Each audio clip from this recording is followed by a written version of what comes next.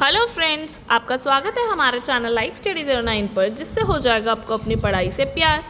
चलिए अब हम शुरू करेंगे अपनी मेडिवल इंडियन हिस्ट्री की सीरीज़ को अपने आज के नए टॉपिक से, जो है इस्लाम धर्म का उदय। ठीक है, अब हमने टॉपिक तो देख लिया इस्लाम धर्म का उदय। तो इसमें जो ये पर्टिकुलर वर्ड है ना इस्लाम, हम इस पे बात करते हैं कि ये बेसिकली है क्या।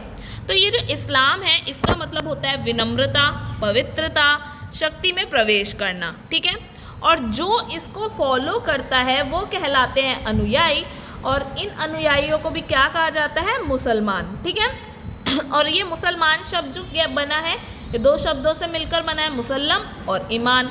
अब इस ईमान में भी हम बात करें तो इसका क्या मतलब होता है, एक ऐसा व्यक्ति जिसका ईमान पुख्ता हो, बेसिकली जो ऑनेस्ट हो।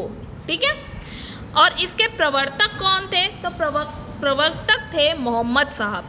ठीक है, अब हम मोहम्मद साहब से रिलेटेड जितनी भी इंफॉर्मेशन है या उनके फैमिली हैं उसके बारे में अगर हम बात करें तो भाई उनके पिता कौन थे, तो पिता जो थे वो अब्दुल्ला थे, माता कौन थी, अमीना थी, चाचा कौन थे, अबू तालिब थे, दादा अल-मुत्तलिब थे, पत्नी का नाम क्या था, खदीजा, पुत्री फातिमा, दामाद अली।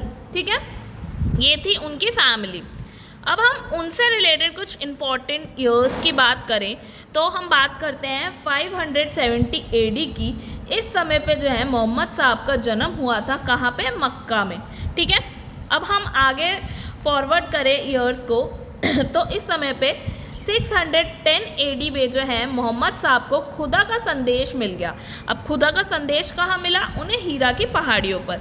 ठीक है, आगे हम और फॉरवर्ड करें अपने ईयर्स को तो 622 AD में जो है उन्होंने मक्का से मदीना की जो यात्रा करी, उसके उपलक्ष्य में जो है एक हिजरी संवत की शुरुआत की गई।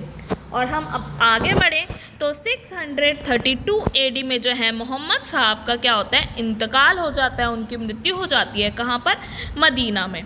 ठीक है, तो ये है उनसे रिलेटेड कुछ इम्पॉर्टेंट ईयर्स। अब हम बात करें कि भाई ये इस्लाम धर्म कैसे शुरू हुआ, तो ये बेसिकली 7th सेंचुरी में शुरू हुआ। कहाँ पे, सऊदी अरब में इसकी शुरुआत हुई। ठीक है, ये एक नए धर्म के रूप में उभरा, जहाँ शीघ्र ही इसका विस्तार कहाँ कहाँ तक हो गया, बेसिकली फैलाव कहाँ कहाँ तक हुआ, जो है उत्तरी अफ्रीका तक, अरब प्रायद्वीप तक, ईरान और भारत तक। तो बेसिकली काफ़ी सारे एरियाज तक ये फैला, जिसकी शुरुआत कहाँ से हुई थी, सऊदी अरब से। ठीक है, अब हम अगर इस्लाम की बात करें, इस धर्म की बात करें, तो ये जो धर्म है ये एक ईश्वरवाद धर्म है। ठीक है, जिसमें क्या मतलब हुआ, एक ही ईश्वर को महत्व दिया जाता है। और उसमें जो ईश्वर बोला जा रहा है, अरबी भाषा में बोला जाए तो उन्हें जो है अल्लाह कहते हैं, और अगर वहीं फ़ारसी भाषा या पर्शियन भाषा में बोला जाए तो उन्हें खुदा कहते हैं। और ये जो है उनके पवित्र किताब कुरान में मेंशन है। ठीक है, और जो प्रत्येक मुस्लिम होते हैं उनको कहा जाता है कि 5 बार जो है नमाज़ पढ़ें, रमज़ान में रोज़े रखें, दान करें, और मुमकिन हो सके तो जो मक्का है ना सऊदी अरब में, वहाँ की तीर्थ यात्रा करने ज़रूर जाएं। ठीक है, अब जब मोहम्मद साहब का इंतकाल हो गया, बेसिकली मृत्यु हुई, उस समय पे जो है मुसलमानों को राजनीतिक और धार्मिक नेतृत्व प्रदान करने के लिए भाई जो है एक जिम्मेदारी दी गई कि मोहम्मद साहब के जितने भी नज़दीकी बंदे हैं, जितने भी उनके नज़दीकी लोग हैं, उनको ये जो पदवी है या बेसिकली ये रिस्पॉन्सिबिलिटीज़ हैं वो उन्हें दी जाए। तो वो जिनको दी जाती थी उनको कहा जाता था खलीफा। ठीक है, जो अलग बात है, आगे चलकर क्या होता है, ये एक धार्मिक राजनीतिक पद बन जाता है जो आगे चलता रहता है, और ये बेसिकली क्या करता है, एक इस्लामिक साम्राज्य को चलाने में हेल्प करता है। ठीक है, तो अब हम बात करें पहले खलीफा की, तो वो कौन थे, अबू बकर। ठीक है, दूसरे कौन थे, उमर, तीसरे थे उस्मान, और चौथे कौन थे, अली। ठीक है, अब इससे ही रिलेटेड हम कुछ इंपॉर्टेंट टर्म्स की बात करें तो भाई शिया और सुन्नी कौन थे और उनके क्या मतभेद थे।